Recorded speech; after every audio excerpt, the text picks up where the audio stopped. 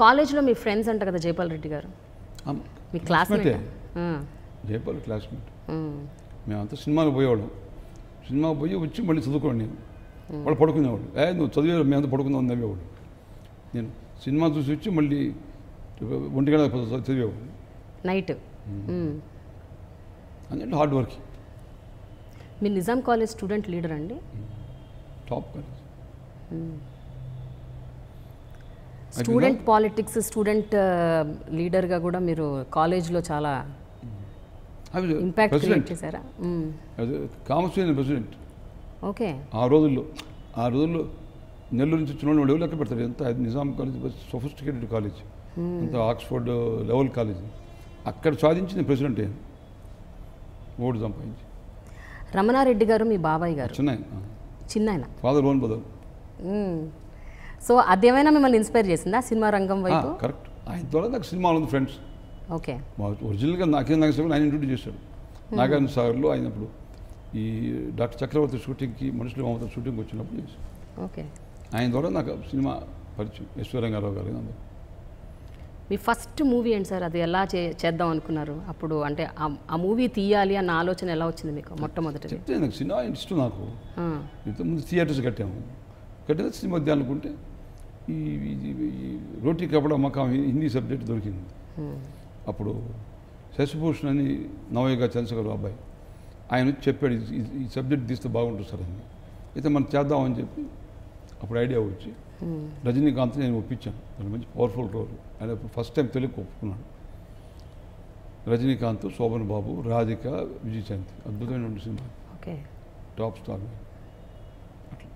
మీరు తీసినవి కొన్ని సినిమాలు, కానీ కొన్ని సినిమాలు ఇంపాక్ట్ క్రియేట్ చేశాయి. మీరు తీసినవి ఎన్ని సార్? ఒక ఎట్ ద మోస్ట్ ఒక 10, 15, 20 తీసుంటారు కదా మొత్తం. అన్ని పెద్దవే. అదే పెద్ద స్టార్స్, పెద్దగా అద్భుతంగా హిట్ సినిమాలు, అన్ని బ్లాక్ బస్టర్లు తీసినవి కొన్నైనా కూడా అన్ని ఇంపాక్ట్ క్రియేట్ చేశాయి అంటున్నాను. Good luck. Yeah. But me favourite cinema ఏంటి సార్ మీరు తీసిన సినిమాలో? మీకు బాగా ఇష్టమైన cinema? State rowdy. State rowdy అద్భుతంగా మంచి పవర్ఫుల్ సబ్జెక్ట్ ఇది. ఇది ఒక పోలీస్ ఆఫీసరు, శారద్ దాంట్లో రోల్. సో చిరంజీవి ఒక పోలీస్ ఆఫీసర్గా ఉండి కూడా ఆయన దాన్ని ఈ బ్యాడ్ ఎలిమెంట్స్ని పట్టుకోవడానికి రౌడీగా యాక్ట్ చేస్తాడని మంచి సబ్జెక్ట్. తర్వాత ఇది కూడా జీవన పోరాడు, wonderful subject. Rajinikanth and Shobhan Babu మామూలెస్ యాక్ట్ ఆ సినిమా. సార్ ప్రతి సంవత్సరం మీరు టీఎస్ఆర్ అవార్డ్స్ ఇస్తుంటారు. ఏంటి సార్ దానికి యాక్చువల్గా రీజన్ ఏంటి? ఎందుకు మీకు ఈ సినిమా రంగం మీద ఇంత అమితమైన ప్రేమ ఏంటి? మళ్ళీ ఈ అవార్డ్స్ మీరు ఏ రంగానికి ఇవ్వరు, మీరు రాజకీయ రంగంలో ఎవరికి ఇవ్వరు, మిగతా కళారంగం ఎక్కువ. కారణం సినిమా అనేది ఒక పవర్ఫుల్ డివైన్ సబ్జెక్ట్. ఎలా అంటే చాలామంది సినిమా అంటే ఆ చదువుగా ఆయముంది అనుకుంటాం. కరెక్ట్ కాదు. సినిమా అనేటువంటిది 3 గంటలు సినిమా చూసావు. దాంట్లో డైరెక్టర్ టాలెంట్, భగవంతుడు వాడిని డైరెక్ట్గా చేశాడు. ఒక యాక్టర్, అద్భుతంగా కళాకారుడు యాక్ట్, ఇంకొకరు స్క్రిప్ట్, ఇంకొకరు డైలాగ్స్, ఇంకొకరు స్టోరీ రైటర్, ఇంకొకరు ప్లేబ్యాక్ సింగర్. ఇట్లా అందరి యొక్క కళాత్మక వాళ్ళ యొక్క మెరిట్స్ని తీసుకొని సినిమా తయారవుతుంది. సినిమా వచ్చే పవర్ఫుల్ మాస్ మీడియా, అద్భుతమైనటువంటి ఆకర్షణ, మనం ఎంజాయ్ చేస్తాం. అందరూ సినిమా అనేది అద్భుతం. అందుకే ఈరోజు ఎవరుండే సినిమా కళాకారుకు ఉంది, అట్రాక్షన్ ఎవరికి ఉంది. ఇప్పుడు సినిమా షూటింగ్ అంటే చూస్తారు ఏమిటది, ఇది అది సైకాలజీ. సో నేను ఎవ్రీ 2 ఇయర్స్కి ఒకసారి టీఎస్ఆర్ TV9 అవార్డ్స్ పేరు పెట్టి అందరికి నేషనల్ లెవెల్లో అవార్డ్స్ ఇస్తున్నాను. అదొక సరదా, నాకు happy. If you are happy I'm happy. నా ఫిలాసఫీ అంతే. రెండే ఉన్నాయి. నువ్వు నన్ను పొగుడుతావు, నేను నిన్ను పొగుడుతాను. సంతోషం నాకు. నేను పొగుడుతాను, పొగుడుచుకుంటాను. నువ్వు హ్యాపీ అవుతావు, నేను హ్యాపీ అవుతాను. రెండో ఫిలాసఫీ, గుడ్ ఫిలాసఫీ. మూడోది, నువ్వు నన్ను దూషించినా ద్వేషించినా నేను ద్వేషించను. అది మూడో ఫిలాసఫీ. కానీ సార్ చాలా సందర్భాల్లో పొగడతలు జనరల్గా ముఖస్థితి మీదే ఉంటాయి ఎక్కువ. అంటే అవతల వాళ్ళు ఆనందపడాలి కదా అని పొగుడుతుంటారు. మనసులోంచి ఎక్కువగా అది యాక్సెప్ట్ చేయం. ఎవడో వచ్చి నీ దగ్గర డబ్బుల కోసం లేకపోతే బట్టలు పొగిడితే మీకు తెలిసిపోతుందా ఏది నిజమైన ప్రశంస పొగడతో? అవన్నీ ఎంకరేజ్ చేయనట్లే, రియాలిటీ పొగడాలి. ఇది మీరు బాగా పార్లమెంట్ బాగా మాట్లాడినారు, మీరు ఇదిగో ఇది బ్రహ్మాండంగా ఇది చేశారు అని చెప్తే సంతోషపడతాం.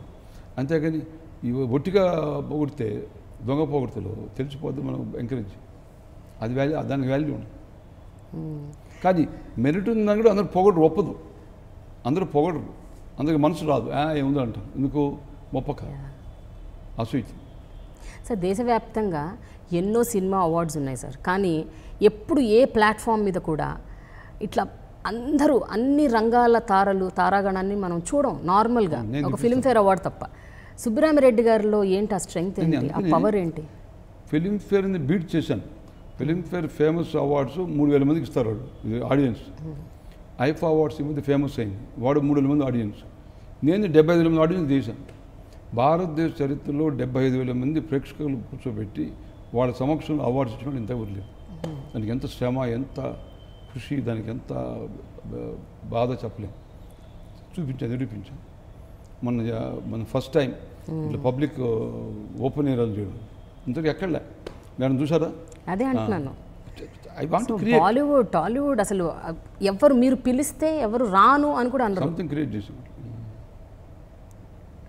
సార్ ఒక్క విషయం చెప్పండి, జనరల్గా కూడా ఇప్పుడు ఎవరన్నా మన ఇంటికి ఫంక్షన్కి మనం ఒక ఫంక్షన్ పెడితే ఫంక్షన్కి వస్తే వాళ్ళందరూ వెళ్ళేటప్పుడు మనం ఒక గిఫ్ట్ ఇస్తాం, వెళ్ళేటప్పుడు రిటర్న్ గిఫ్ట్ అంటారు, అట్లా అది ఇస్తుంటాం. సుబ్బరామిరెడ్డి గారి అవార్డ్స్కి వచ్చిన వాళ్ళు ఎవరు రిక్తహస్తాలతో వెళ్ళరు అంటారు. ప్రతి యాక్టర్కి, టెక్నీషియన్కి, డైరెక్టర్కి మీరు ఏదో అవార్డు అయితే ఇస్తారు. వాళ్ళు you won't send them dissatisfied. Procedure ఇప్పుడు అట్లా ప్రొసీజర్ ఏంటంటే కమిటీ ఫామ్ చేశాను. ఈ సినిమాలు ఈ రిలీజ్ దాంట్లో సెలెక్ట్ చేసి పలానా సినిమా ఆర్టిస్టులు, అక్కడ ఉన్న ఒక తేడా ఏమిటంటే సపోజ్ బెస్ట్ యాక్టర్ని సెలెక్ట్ చేసాం, వాడు అతను వచ్చే ఛాన్స్ లేకపోతే అతనికి వేరే షూటింగ్ ఉంటే నెక్స్ట్ బెస్ట్ ఇస్తామన్నమాట, సెలెక్ట్ చేస్తాం. ఇది వాళ్ళు పార్టిసిపేషన్. ఇప్పుడు దాదాపు ప్రతిదానికి కూడా 2-3 ఉంటారు ఈక్వల్గా కుడియాడవు. సో వాళ్ళని కాంటాక్ట్ చేస్తాం, నీకు రావడానికి అవకాశం ఉందా లేదు.